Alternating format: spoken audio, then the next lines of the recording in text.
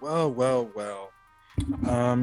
Seems like we got more signees coming in to the Chicago Bears, and I'll definitely take that because it was about time. Finally, we finally signed an offensive lineman, something I've been calling for. Continue more of that, please. Anyways, the Chicago Bears signed two people really like late at night. Well, one of them was late at night, but they signed linebacker as I pull it up. Linebacker Nick Morrow and offensive guard slash center Lucas Patrick. Now, I'll talk about the defensive guy first. Nick Morrow, he is a linebacker who used to play for the Raiders. He signed a 1 year, $5 million deal with a $1.25 million signing bonus. And he has an incentive and stuff like that. So yeah, Nicholas Morrow, he was a solid linebacker and he played really good with the Raiders. And from what Raider fans were saying on Twitter, goes to show you that they lost a pretty solid player. Now, the reason why he didn't get his name out there is because, from what I've heard around social media and a bunch of other stuff and other people's thoughts on the moves, the dude was out the entire year because of ankle surgery. So, okay, he's gonna help, I guess, the linebacking room. Now, I don't know if he's gonna play the middle or maybe the will or something like that. We think Roquan's gonna play the will linebacker, but I'm guessing he's gonna be in the middle. He had like 70 tackles from what I saw, 3 turnovers. He seems like an all-around solid like player. And this is definitely one of those 1 year prove it like deals. Like, okay, let's see how you are coming off this ankle injury and stuff like that. So I think it's a solid sign. Again, more linebacker depth. But obviously the move I'm very happy about, the move I've been calling for the Bears to finally address and make a move on, that is addressing the offensive line. Now, again, they're still going to need to do some more moves for the offensive line because I don't think Lucas Patrick is just it. Because if this was Ryan Pace, he probably would have just said, okay, that's it. We got our offensive line issues fixed. But Ryan Poles knows that it isn't. He ended up signing a 2 year, $8 million deal with $4 million guaranteed. So that's definitely good and all. Nice cheap deal.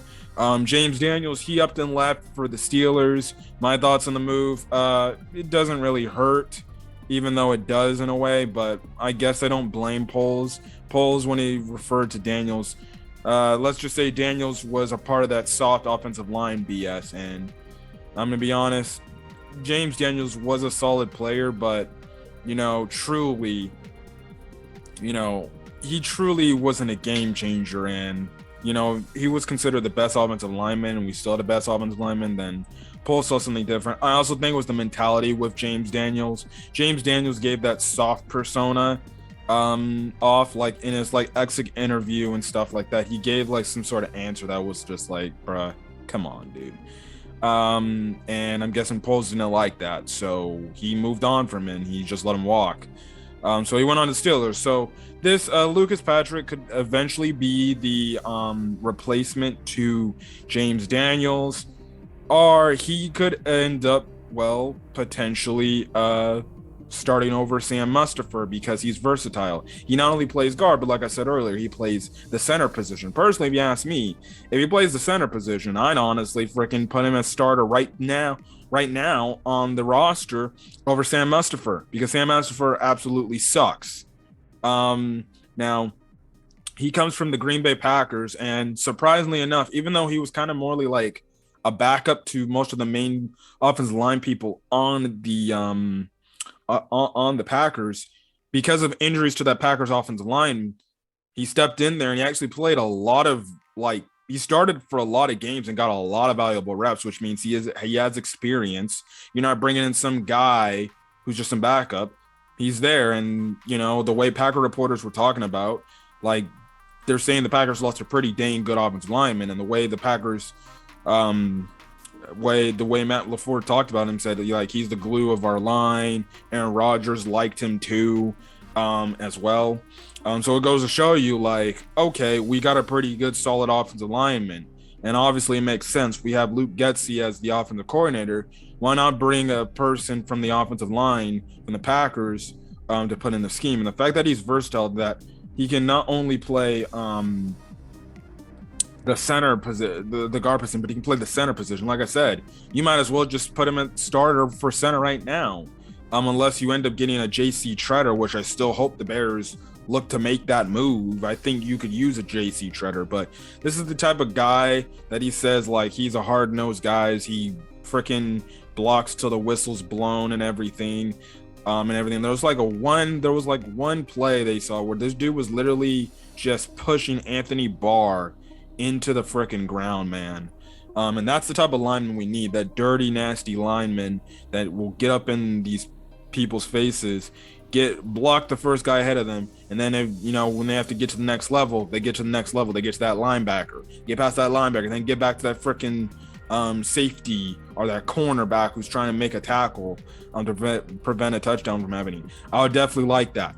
And I definitely do like this move. Again, move that we need to address in the offense. And it was about damn time Ryan Poles finally signed an offensive lineman. We need more of that stuff. So yeah, listen, there's still quality players in terms of the offensive line out there. Like I said, JC Treader still out there. I would like them to bring in JC Treader. I think definitely if you get him in, he's your starting center right then and there. And then you can have Patrick be moved over to the guard position. And then whatever you want to do with your tackles, that's fine as dandy.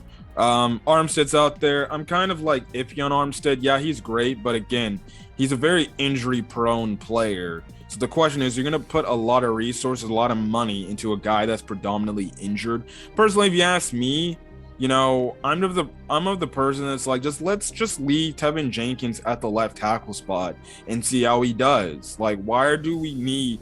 I understand the need that, you should have a solid left tackle for your rookie quarterback, but it's like, why not trust Tevin Jenkins that he can do his job? He was drafted here to be the left tackle, so why not? Unless they're going to move him over to right tackle, I'm guessing. So we'll see. We'll see where this is all going to go and everything. But solid moves, solid signings. I like them, and can't wait to see what's next in store.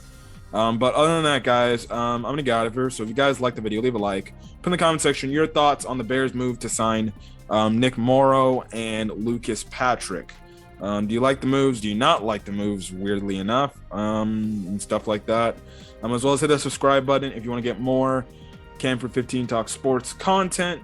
As well as, again, I'm going to do the best I can to provide all different sorts of updates on, free agency and stuff like that.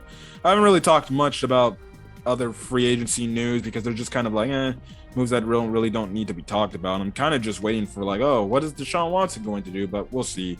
Anyways, guys, I'm going to get out of here. Hopefully you guys have a great rest of your day or night on this video. Until then, guys, catch you guys later. Peace.